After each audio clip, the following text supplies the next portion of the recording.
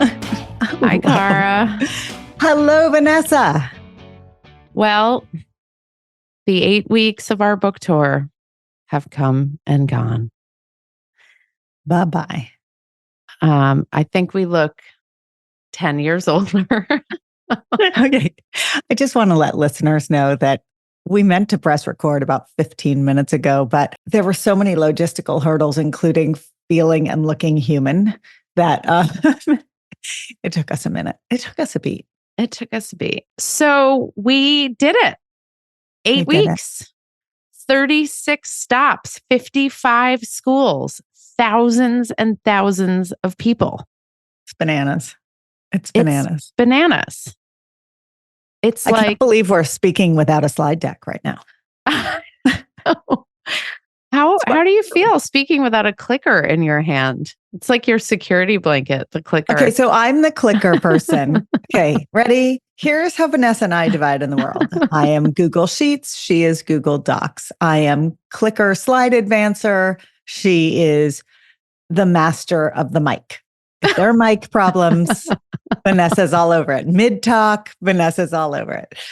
So we're very good divide and conquer. There was a point in this last week where you signaled to me because my bra was sticking out of my blouse. That is true. because of my lapel mic. I didn't know if you were going to get that, right. And it was one of those little wink, wink, no judgment, just by the way. We're in front of hundreds of parents. Do you want to put your lingerie back inside your clothing? And it turned out you did. I did want to. Yes. I did want to, and I was able to do so in a very subtle way.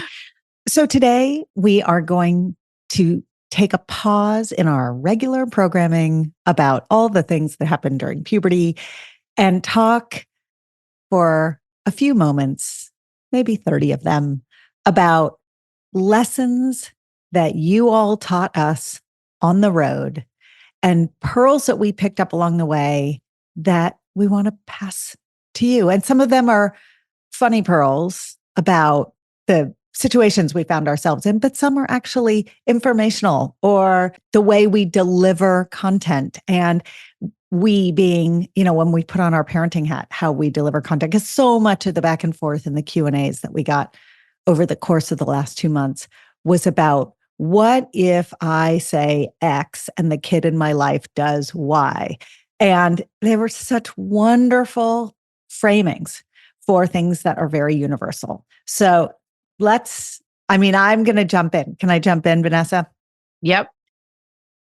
My favorite moment in our talk is this moment when you teach people how to stop talking when you really need to just listen to your kid, how to stop talking, but also de-escalate their mood swing by breathing. So when you breathe, you co-regulate your kid. And you do this thing in the talk where you take a deep breath to show the adults in the audience how to co-regulate a kid. And over the course of the 2 months, this demonstration evolved. So in the beginning, you would have the whole audience take a breath with you, which was kind of awesome. But then what you would do is you would add a dose of empathy to the breath. Would you like to do that for our listening audience? Oh. And that was awesome until what, Vanessa? Until a dear friend of mine sitting in the audience in the Bay Area looked at me from the front row and was like, it kind of sounds like you think your kid's an asshole. And I was like, and she just said that out loud in the middle of a talk. For everyone to hear. And then Vanessa, this is why I love you, Vanessa. Vanessa incorporated that comment into the rest of the presentation. So for the next 4 weeks, every single audience was the beneficiary of that pearl because it was a pearl. It's not everything is going to work for everyone. So what sounds like empathy in one house may sound like you're a jerk in another house. And then I realized with Cara's guidance that maybe I didn't want to be saying the word asshole in front of school audiences in every community in the country. So some schools loved it. but some schools loved it. It was school to school.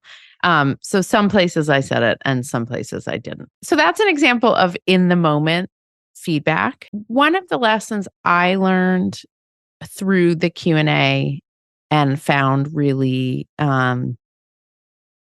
impressive, I guess, is how many people were eager and willing to engage on the subject of masturbation. oh, I would say more than half of the schools that we spoke at had questions about masturbation. And the questions were generally along the lines of, how do I talk to my kid about masturbation in a way that doesn't shame them and tell them they can't do it, but also help set kind of appropriate boundaries and limits in our family? And I was thinking about how much our world has evolved that someone would get up in front of hundreds of people and ask that question. And in fairness, sometimes they didn't ask in front of the whole audience. Sometimes people came up to us privately when we were signing books and would ask the question. Right. Different people had different, but it was incredible how, I think part of it is when we go out and speak, there's nothing boring about it. It's very fun. It's funny because we're very funny. Very. Very.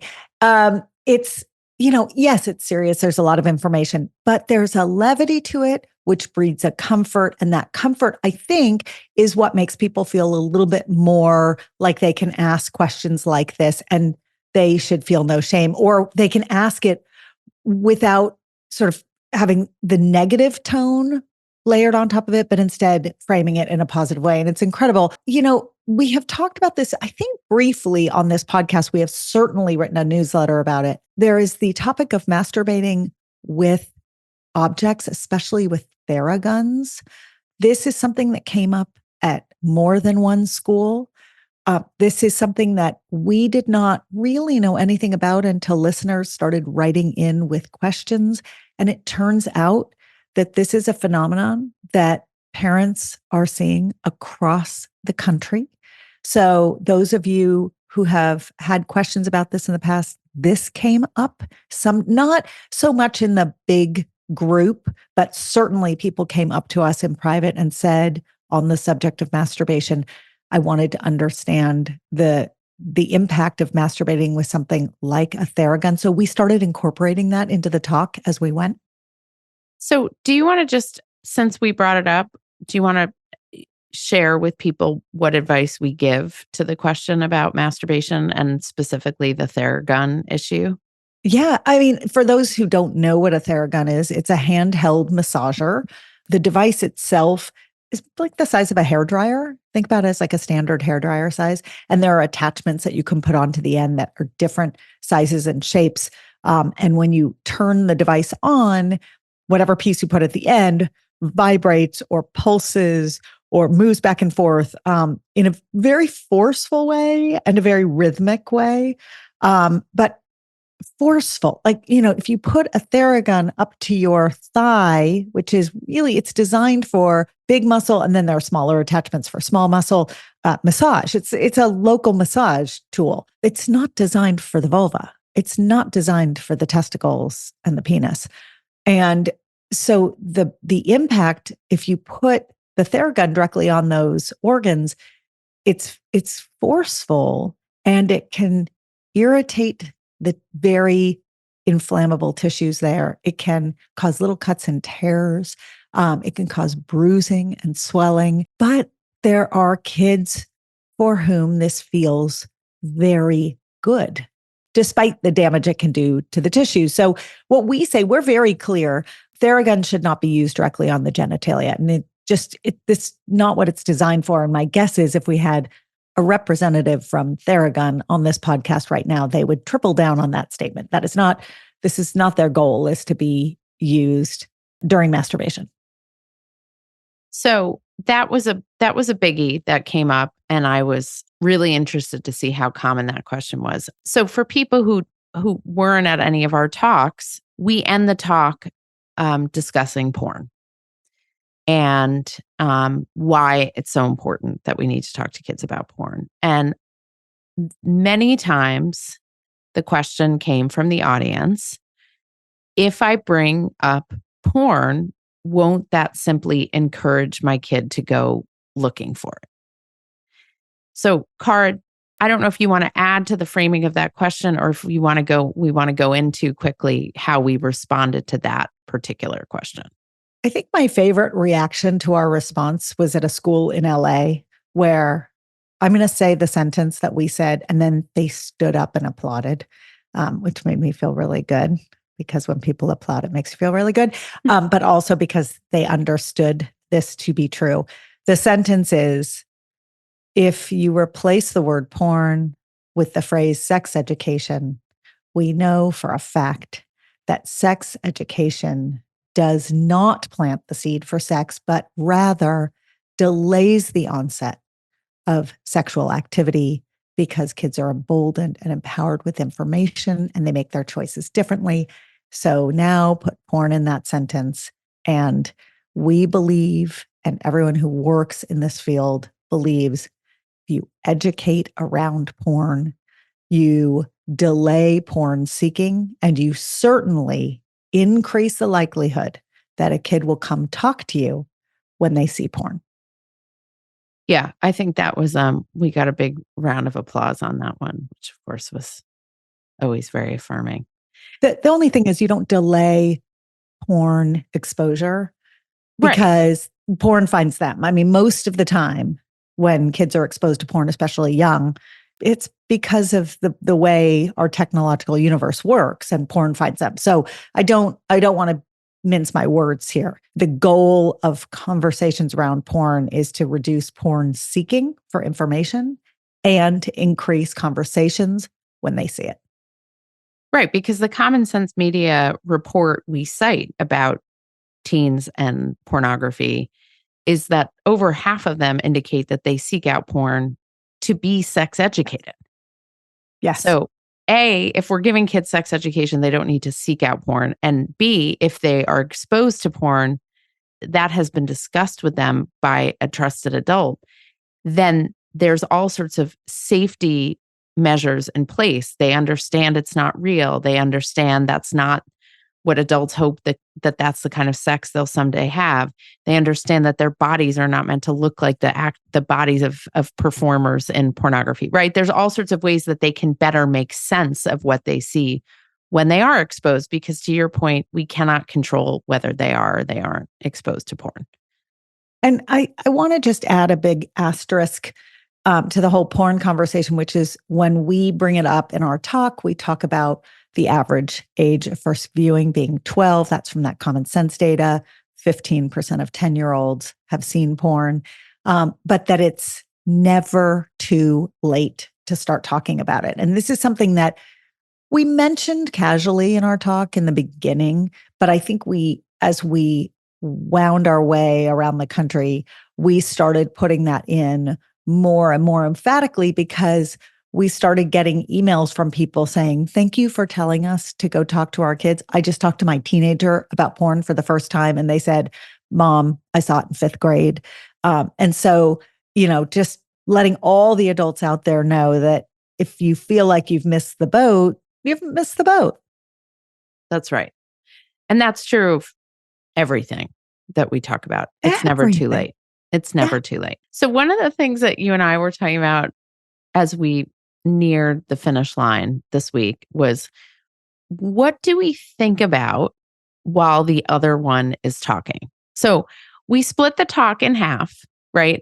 And one of us usually talks for about 5 minutes, and the other one sort of stands or sits nearby and listens, and then we switch and we take turns back and forth over the course of about 45 minutes. And once we heard the talk, 25 or 30 times, well, our minds are allowed to wander because we know what the other one's going to say and all of that. And so we started to talk about, what do we think about while the other one is talking? So I don't know if you want to start, Cara. Okay, I'll start. I have a list. Not written down, it's in my head, because we've done this so many times. It's in my head. Okay. So I was telling Vanessa that the first thing I was thinking about the other night, like one of the last nights that we spoke, was how good she looked. Because she looked really good that night. And It was I a was good like, outfit. this whole outfit is working. She's like, she looks so fit. She's like, I love how she's holding her posture. So that was funny, but true. Like that was you got to tell each other when you're thinking that. Okay. Often I find myself thinking about how we are always in motion when we're standing up there. So we are not stand stillers. We rock back and forth. We walk, we pace. So then I tried to do this thing where I tried to plant myself like a tree. Like I I would do did this little notice that you challenge. started standing still. I tried really hard, but then the better way to not look like I was, hired security for you was I would try to stand casually. So I would cross one leg in front of the other. And then it became a game of balance. And then I was like, does it look like I have to pee? Like, this is what I'm thinking while we're standing up. Okay. So that was definitely. And then the last thing I often thought about is if I was not in my hometown of Los Angeles speaking, I was running the list of all the things that weren't happening at home that I had no control over and I didn't know about. Like when you're at home, you have a little control because you're popping in and out of the house. But when you're away, it's like, oh, I wonder, did anyone feed the dog? That kind of stuff. Yeah. Okay. So one of the things I think about while I'm watching you speak is how great your hair is and how I wish I had your hair. Okay. Anyone who's watching on YouTube right now can laugh out loud. Okay. Go on. I don't mean how great your hair looks right now. I mean, when we speak, I sit there, I'm like, God, Cara's got such good hair. I have such hair envy. So that I would say that's the number one thing. Did you really like my gray roots too? I couldn't see your gray roots because I was standing or sitting behind you or to the side of you. This is true. So I couldn't see that. The other thing that I was thinking about was if I was wearing like a skirt or a dress and I was sort of sitting, waiting for my turn to speak, had I crossed my legs in a way where my dress had accidentally ridden up and like I was wardrobe showing malfunction. Yeah, like, but then you like don't want to check because then you're like, okay, but like then everyone's going to see you checking to make sure. It's kind of like picking a wedgie. So I would sort of surreptitiously, and then at a certain point, I just stopped wearing anything that could like end up in that situation. I just ended up wearing pants most of the time or just not sitting down at all. So I didn't have to. Well, I don't think it helped when you wore a super cute dress and super cute shoes, but together they vibed Amish and I let you know that. And that was the end of the dresses. Yes, except until, so this is the next lesson I didn't learned. let you know publicly, but I did let you know. No, Cara didn't announce it in front of hundreds of people that she thought I looked Amish, which is no offense to the Amish. It's just not my typical dress sense. It's just not. So, yeah, exactly. Also your language does not lend itself to being. So it's a little bit like I could dress Amish. You could dress Amish and be perceived as Amish, and people would be like, "Yes, it makes total sense." But the minute I open my mouth, people are like, "Oh no, she can't be Amish." The other thing, so we had a really interesting lesson that we learned, not via a question from an audience member, but we realized that we needed a certain kind of preparation before we spoke. Otherwise, our vibe and our energy was going to be kind of lame. Do you want to describe how we learned that? So we were in the Bay Area, moving from one city to another. So when we were in the Bay Area, we spoke in every corner of the Bay Area. We were in Marin, we were in the city, we were in Silicon Valley, we were in Oakland. Okay. So, or I should say the East Bay. So we decided, because we'd had a lunch, that we weren't that hungry before we spoke one night. And instead, we thought it would be a good idea to stop at a Whole Foods, which like weirdly was like the most depressing Whole Foods I've ever been in. The like lighting was like, here, let me make you feel 35% less happy immediately. And so we go to the Whole Foods and we're like, we'll just pick up some snacks and we'll just like find a place to eat. So we pick up some snacks, like, some sliced cheese, some crackers, some hummus, some yogurt. And then we realized there was no place to sit. So we drove to the school where we were speaking that night and wait for it. We sat in the parking lot and it was dark. And we sat in our dark rental car I and believe ate. you were in the outfit that night. Oh, maybe there's a connection Yes. there, Cara. Yes. I was in my special non-sexy outfit eating hummus and crackers and cheese in a dark parking lot In a rental car, in a rental car right? Which just has that specific vibe and smell. and smell. And we got out of the car and we were both like, it was like very low energy. Also, right before we went on stage, the nicest hosts ever, the nicest, not ever. They're all really nice across the country, but they happened to say in the nicest way possible that the last couple of speakers they had completely sold out the 600-person auditorium. And it was a way of telling us that our community is really engaged. And it was actually meant in the most lovely way. And we had a really good turnout, but it wasn't a sold out crowd. And so it was just the perfect storm of, but we, you know what? We had a great time in that talk. And I think everyone who attended had a great time, but we looked at each other when it was over and we said, never, ever, ever again. So we said, every time we speak in the evening, we need to do something. We need to go somewhere and eat in public, not in our rental car. And we need to do something social with someone. And if we feel like it, have a glass of wine or something, just to sort of feel like we're socializing and it's like a special treat. By the end of the book tour, so the last 2 nights of the book tour, a glass of wine turned into one For night Vanessa. for me. One night it was a dirty martini, and the friends, we happened to be having dinner with like 8 women that night, and they were like, "Can you speak after drinking a dirty martini?" And Cara was like, "Oh yes, she can." And then the last night where we had, You were particularly funny that night. I was too. particularly funny. Well, also because there was a portrait of a Yes. of a reverend right next to where we were speaking. And every time, Like literally 10 feet from the stage. not area. even 10 feet, like 4 feet. And every time I was like, boner. And I was like, oh my God, I'm so sorry, Reverend. And then it was like, wet dreams. I was like, oh, I'm so sorry, Reverend. Yeah. So it was a perfect storm. But we learned the lesson that we cannot just preternaturally have our energy up and be super enthusiastic every single time. We have to lay down some foundational experiences and situations to amp ourselves up in order to speak in the most engaging way that we can. And I will say one other thing that amps up everyone, and this is going to sound like a non sequitur, but it's not. We are big fans of giving credit where credit is due. We are people who cite all sorts of very smart people. We cite data, but we also cull information and sayings and advice from all these other voices that if you're listening to this podcast, you probably listen to what they put out in the world too. Lisa DeMoore, Eliza Pressman, these are our colleagues and our friends, but also really smart people who put out really good information into the world.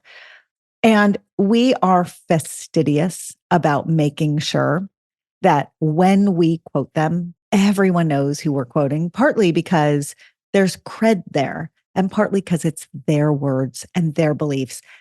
And I find that when we do that, when we go into a room with high energy, whether we've been social at dinner before or we've had a really good strong cup of coffee, which is another huge ingredient in the morning.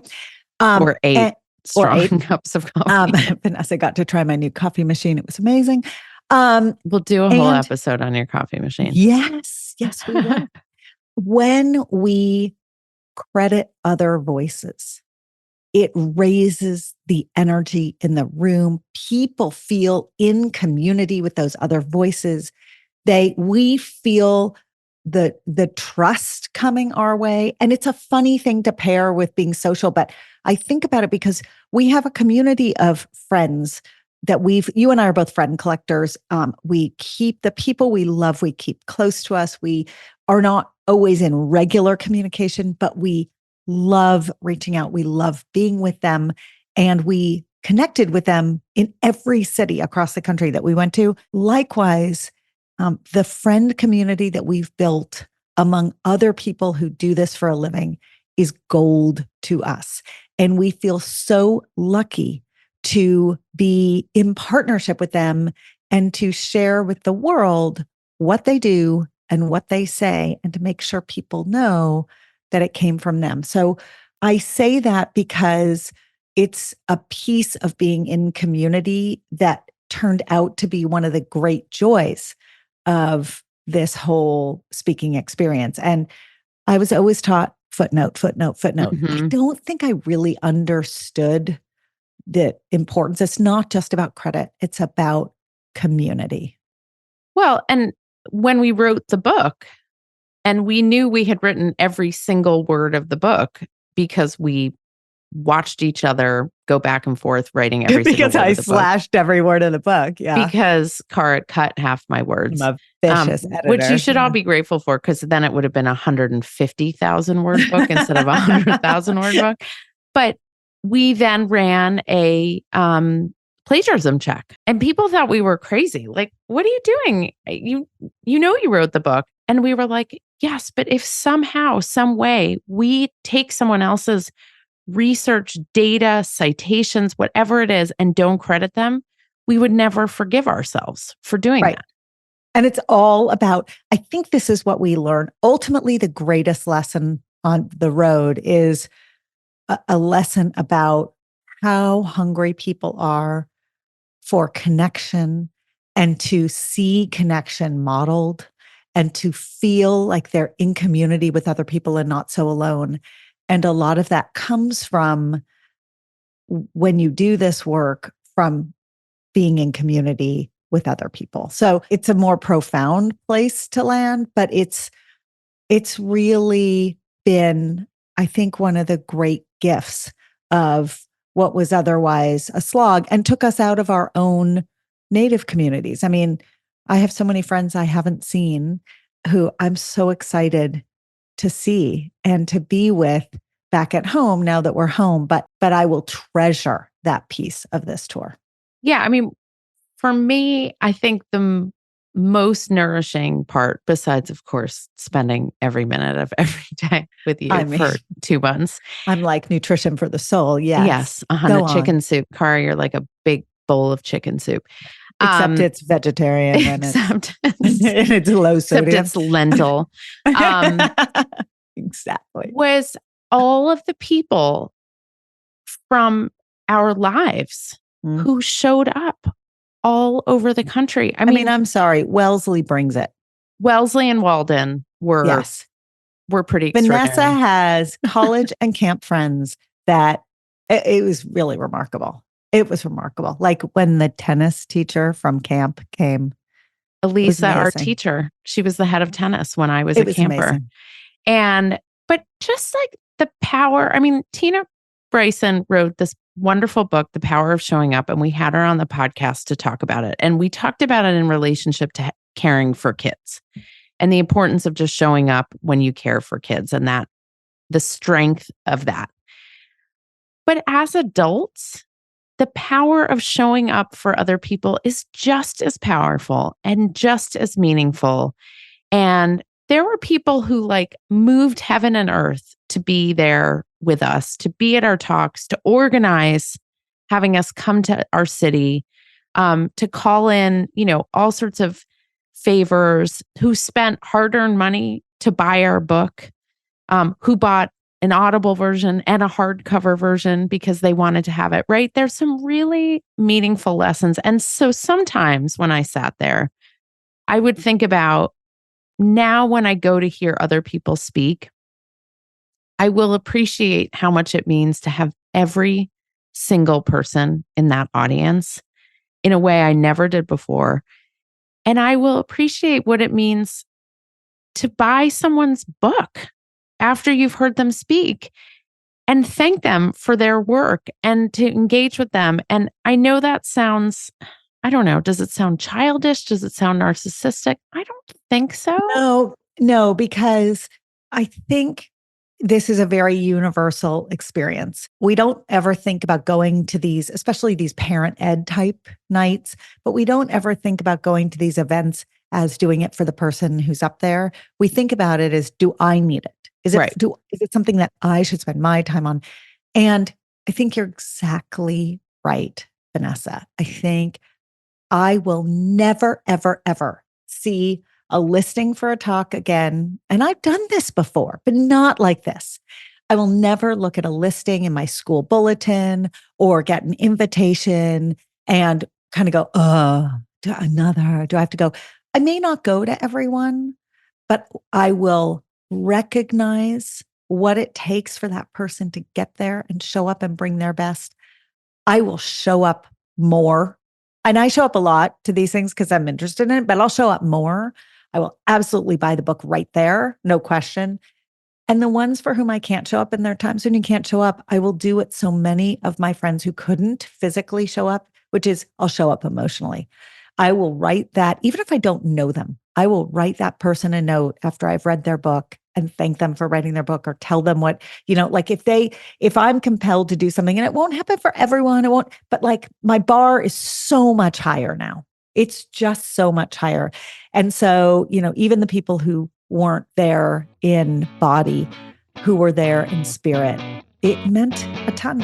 And we are so appreciative. We absolutely love hearing your feedback and getting all your questions. So anytime you want to be in touch, email us at thepubertypodcast@gmail.com. If you're looking for great puberty products like the shorts or the socks or the bra, you get the theme there, go to myumla.com. If you want more content, you love what we do on the Puberty Podcast, and you want to have us come speak or learn more about our book or subscribe to our amazing newsletter, The Awkward Roller Coaster, go to orderofmagnitude.co. Remember, it's .co because we don't have enough money to buy .com yet.